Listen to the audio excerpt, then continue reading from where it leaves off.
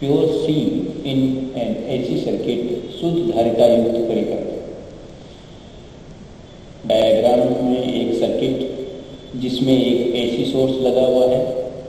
इस सोर्स की जो ईएमएफ है उसकी वैल्यू है किसी समय E equal to E naught sine omega T.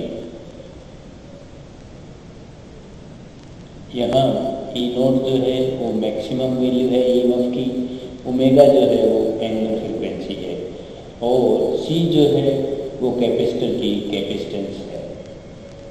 तो इसमें जो अप्लाइड वोल्टेज है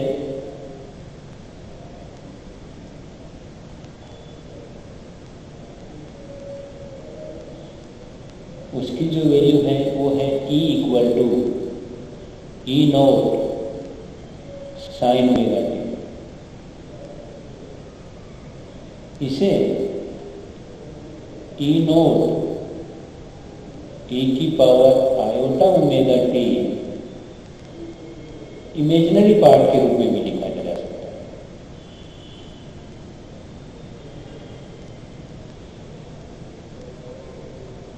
कि E नोट E की पावर आयोटा ओमेगा टी का जो इमेजिनरी पार्ट है वो E naught sine omega T के इक्वल होता है। इस प्रकार जो ईएमएफ E है इसी समय उसे E नोट E की power iota omega t imaginary part के रूप में भी रिप्रेजेंट किया जा सकता है।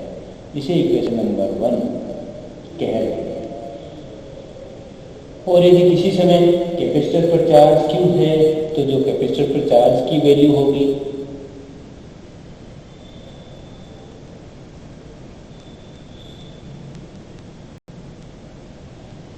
Q equal to C into E, जो कि चार्ज इक्वल टू होता है कैपेसिटर की वैल्यू इंटू जो वोल्टेज है उस समय। तो यहाँ वोल्टेज जो है वो वोल्टेज डिफरेंस कैपेसिटर की प्लेटों के बीच में E की इक्वल होगा। ये तात्क्षणिक या इंस्टेंटेनियस ईएमएफ है। इस प्रकार Q की लिखा जा सकता है C E नोट E की पावर आयोटा ओमेगा टी। यह किसी समय चार्ज की वैल्यू है कैपेसिटर पर किसी समय t पर। तो इस समय सर्किट में जो करंट होगी उसकी वैल्यू चार्ज Q का टाइम के रिस्पेक्ट में डिफ्रेंशिएट कर उसे ज्ञात किया जा सकता है। तो करंट I इक्वल टू हो जाएगा चार्ज Q का टाइम के लिए differentiation, that is I equal to dQ by dt। Q की वैल्यू पुट कर देते हैं इक्वेशन नंबर 2 से।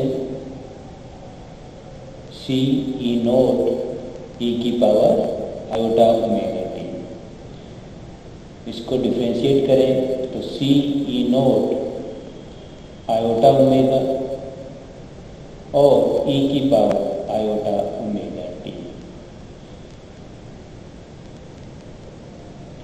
जिससे I इक्वल टू मिलेगा omega C E naught iota E की power iota omega T.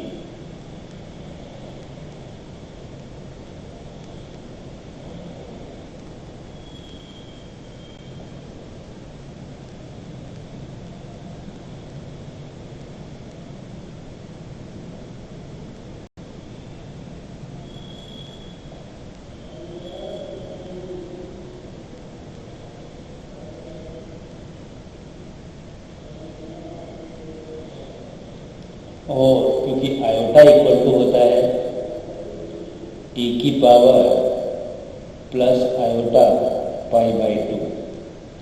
Iota की यह वैल्यू I की वैल्यू में पुट कर दें तो I इक्वल टू मिलेगा omega C E naught E की पावर आयोटा पाई बाई 2 और इंटू में E की power iota omega T. Omega C E naught E की power iota omega T plus pi.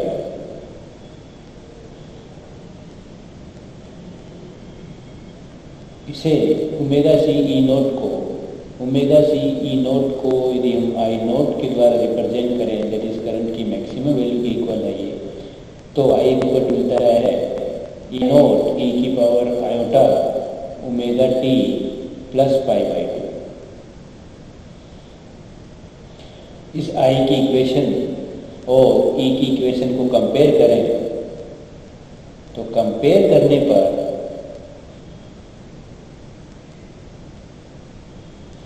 जो इनमें फेज डिफरेंस है उसे हमें पता चलता है कि जो आई की वैल्यू है वह जो ई की वैल्यू है उन दोनों में फेज डिफरेंस जो है वो प्लस पाई बाई 2 का है, या इस प्रकार कह सकते हैं आई का जो फेज वेक्टर है वो ई के फेज वेक्टर से plus pi by 2 phase difference से आगे रहता है, या ई का जो फेज डिफरेंस है या ई का जो फेज वेक्टर है वह आई के फेज वेक्टर से पाई बाई 2 एंगल से पीछे रहता है। प्रतिबाधा impedance,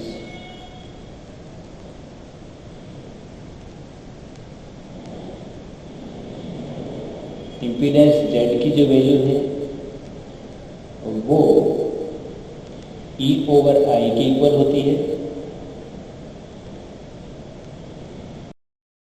Z equal to E over I, E और आई की वैल्यू पुट कर दें, ई इक्वल टू है ई नॉट ई की पावर आयोटा ओमेगा टी और आई की वैल्यू है आयोटा ओमेगा सी ई नोट ई की पावर आयोटा ओमेगा टी। यहाँ से ई नोट कैंसिल आउट हो जाता है, ई की पावर आयोटा ओमेगा टी भी कैंसिल आउट हो जाती है, तो फिर जेड की वैल्यू मिलती है 1 बाई आयोटा ओमेगा सी।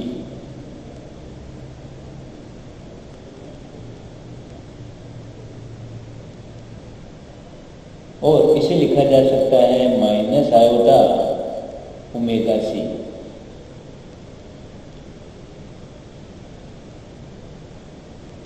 और Z equal to 1 by omega C और एंगल के रूप में यहाँ माइनस पाई बाई 2। यहाँ माइनस पाई बाई 2 एंगल इसलिए है कि ई जो है वो आई से पीछे होता है, इसलिए ये नेगेटिव साइन जो है वो रिप्रेजेंट कर रहा है कि ई का जो फेस वेक्टर है वो आई के फेस वेक्टर से पाई बाई 2 एंगल से पीछे की रहता है।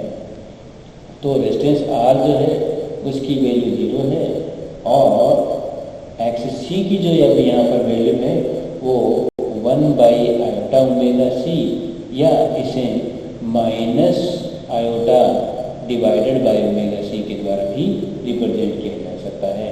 और जो एक्स सी की जो वैल्यू है वह है 1 बाई ओमेगा सी के इक्वल होती है। इसे कैपेसिटिव रिएक्टेंस या धारितीय प्रतिघात भी कहते हैं। तो एक्स सी जो है वह कैपेसिटिव रिएक्टेंस को रिप्रेजेंट करता है।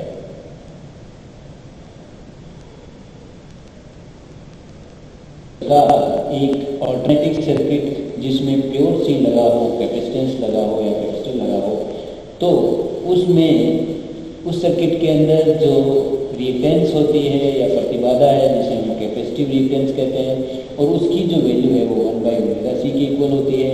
और साथ में जो करंट का जो फेज वेक्टर है वह है ईएमएफ के फेज वेक्टर से पाई बाई 2 फेज से आगे होता है।